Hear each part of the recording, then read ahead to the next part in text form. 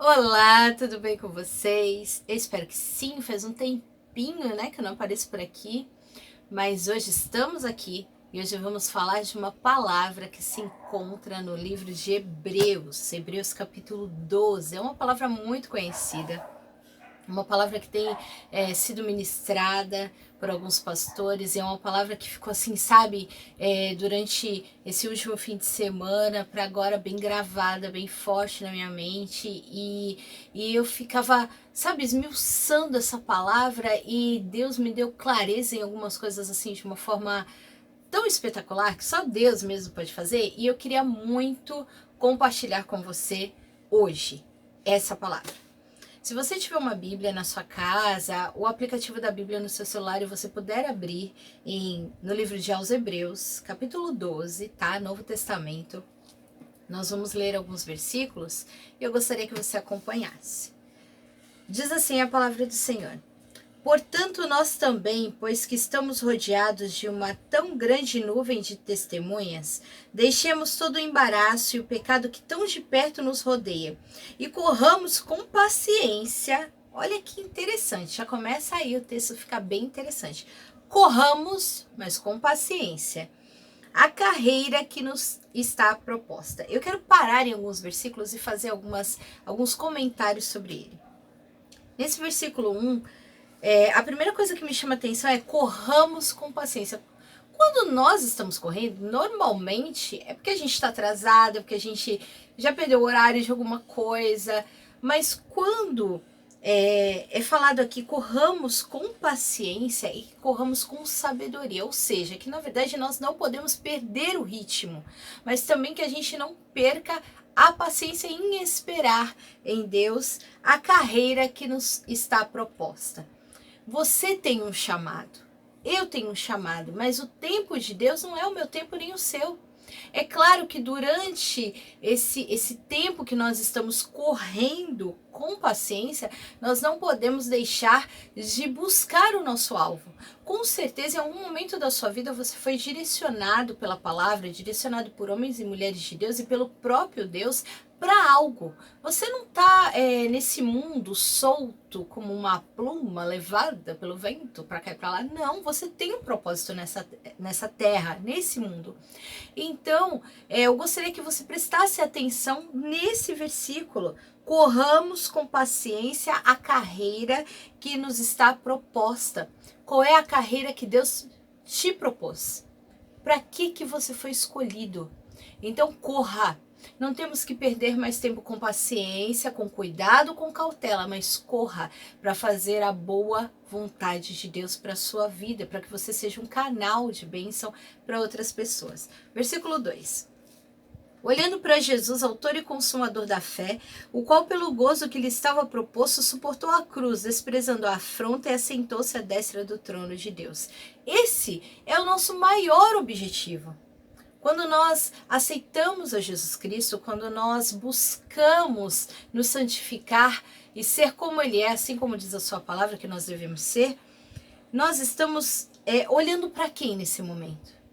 Para homens e mulheres que são pecadores, falhos, e que se a gente olhar para a falha dele, a gente vai cair, vai pecar também, porque a palavra de Deus também nos exorta sobre isso. Ai daquele por quem entra o escândalo, mas nós somos seres carnais, então pecamos. Talvez eu esteja decepcionado com alguém, talvez alguém esteja decepcionado comigo, mas se nós olhamos para Jesus, que é autor e consumador da nossa fé, desprezando toda afronta e suportando a nossa cruz, nós temos a certeza que um dia nós estaremos com Ele no céu, onde Ele está, à destra de Deus, ou seja, do lado direito de Deus.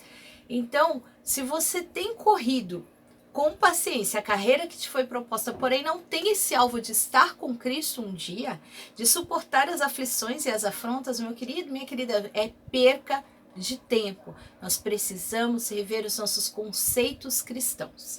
Versículo 3.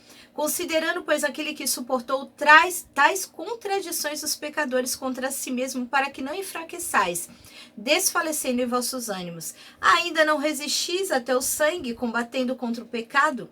E já vós esqueceste da exortação que argumenta convosco como filhos? Filho meu, não despreze a correção do Senhor e não desmaieis quando por ele for repreendido. Sabe quando nós desmaiamos? Quando somos repreendidos por Deus? Quando estamos fracos, quando não nos alimentamos da palavra, porque é a palavra que nos fortalece. Então, quando vem algo muito forte sobre a nossa vida e nós estamos fracos, carnalmente falando, nós desmaiamos. Então, se nós estamos fracos também, não na carne, mas no espírito, quando vem uma exortação, uma palavra mais dura, nós não suportamos. E não foi isso que Deus deixou escrito para nós. Ele disse para nós: fortalecei-vos na força do meu poder. Não é na sua força, é na força do poder de Deus. Então, ele ainda fala para a gente, no versículo 4, ainda não resistis até o sangue. Quando Jesus Cristo veio a essa terra para morrer por mim e por você, levando sobre ele todos os nossos pecados, todas as nossas injúrias e enfermidades, sabe o Covid? Coronga, o corona, como você quiser chamar, ele levou sobre si também. Então, quando ele fez isso, ele resistiu até o sangue, morte de cruz. E ele resistiu como homem, como carne. Você e eu sabemos, temos a consciência disso, que ele era 100% Deus e 100% homem. E ele resistiu. E ele faz essa indagação para nós em Hebreus 12. Ainda não resistis até o sangue, combatendo contra o pecado? Então, por que você quer parar? Porque você ouviu um mimimizinho? Porque você ouviu uma historinha? Porque você não gostou de uma postagem do irmão? Porque aquele irmão tá jogando indireta pra mim? Porque ele me ofendeu? Ou porque eu não sou mais o queridinho da turma? Ou porque eu tô fora daquela turminha agora? Ou não me chamam mais pra nada? Ou me chamavam pra... Enfim, queridos, você não resistiu até o sangue ainda. Então não é hora de desistir da sua caminhada com Cristo. E ele diz: e já vos esqueceste da exortação, mais uma vez eu leio, que argumenta convosco como filhos, filho meu, não desprezes a correção do Senhor e não desmaeis quando por ele for repreendido. Versículo 6, porque o Senhor corrige o que ama e açoita qualquer que recebe como filho. Tá doendo? É açoite mesmo, ele te ama. Você é filho, você é filha, e o pai corrige o filho e a filha para que não saia do caminho. Mais uma vez eu quero dizer aqui nesse vídeo, eu já disse em outros vídeos, você sabe como é que o pastor guia a ovelhinha? Com o cajado, com a vara. Até o consolo vem com a vara. A palavra do Senhor diz isso. Então ele corrige você porque ele te ama. Muitas vezes, queridos, o afastamento de algumas pessoas da nossa vida, de alguns círculos de amizade, é só resposta de oração. Livrai-nos do mal. Amém. Então, fique atento ao que o Senhor tem para você. Versículo 7. Se suportais a correção, Deus vos trata como filho. Porque que há um filho que o pai não corrija, mas se estáis sem disciplina, da qual todos são feitos participantes, sois então bastardos e não filhos. Filho bastardo não entra no céu. Nós somos filhos adotivos de Deus e não bastardos. E a palavra continua, versículo 9. Além do que tivemos nossos pais segundo a carne, para nos corrigirem, e nós os reverenciamos, não nos sujeitaremos muito mais ao Pai dos Espíritos para vivermos? Ou seja, você respeita o seu pai? Hoje em dia, né? Vamos abrir um parênteses aqui. O respeito, a educação com os pais tem sido tão escassa, né? Nós temos visto absurdos. É claro que sabemos também que a Bíblia nos diz que nos últimos dias serão pais contra filhos, filhos contra pais. Mas isso nós estamos aqui falando com crentes, com servos, com cristãos. Então, se você aceita a correção do seu pai carnal, por que não vai aceitar do Pai das luzes, do Senhor, de Emanuel, Jesus Cristo, Yeshua, como você quiser falar, como você quiser chamá-lo, de paizinho, do seu Abba? Como você não vai receber a instrução e a correção dele com amor? E continua, porque aqueles... Na verdade, por um pouco de tempo nos corrija, como bem lhes parecia, mas este para o nosso proveito, para sermos participantes da sua santidade. E na verdade, toda correção ao presente não parece ser de gozo, senão de tristeza, mas depois produz um fruto pacífico de justiça nos exercitados por ela. Ou seja, a correção tá doendo? Tá ardendo o couro, né?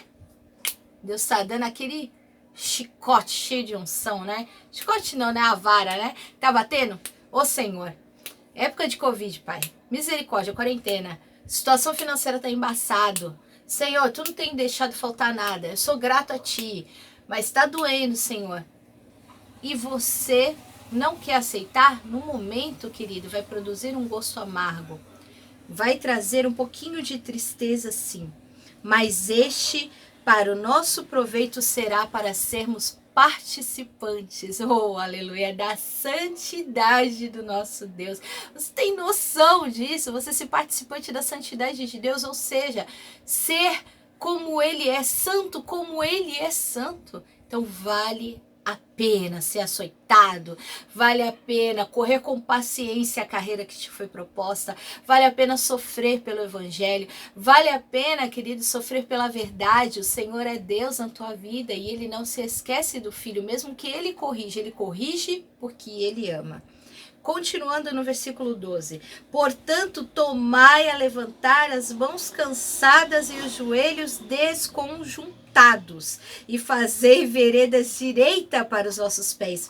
Para os que manqueja, se não desviem inteiramente, antes sejam sarados. Segui a paz com todos e a santificação, sem a qual ninguém verá Deus. Então o Senhor ainda nos alerta lá no primeiro versículo. Portanto, nós também, pois que estamos rodeados de tão grande nuvem de testemunhas. Aí eu venho para você no versículo 13 e te digo: e fazer veredas direita para os vossos pés, para os que manquejam, não se desviem inteiramente, antes sejam sarados. Será que as suas palavras, as minhas palavras, têm sido cura? Tem sido remédio, mesmo que às vezes sejam duras, ou tenham causado discórdia, disse-me-disse, será que está falando com quem? Está falando de quem? Está fazendo com quem? Meu querido, minha querida, não temos tempo. Não temos tempo. A palavra de Deus está se cumprindo, nós não temos tempo. Tenha ocorrido no nosso meio arrebatamentos individuais, e se nós ficarmos nessa meninice, nesse nhenhenhé, e se esquecendo que o Pai corrige aquele que Ele ama, perderemos a nossa salvação.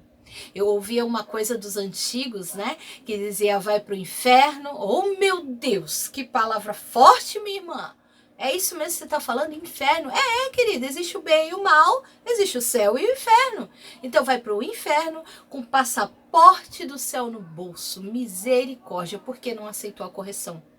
Às vezes Deus permite alguns afastamentos, queridos. Às vezes Deus permite situações, às vezes Deus permite a dor, para que nós nos aproximamos da carreira que nos foi proposta.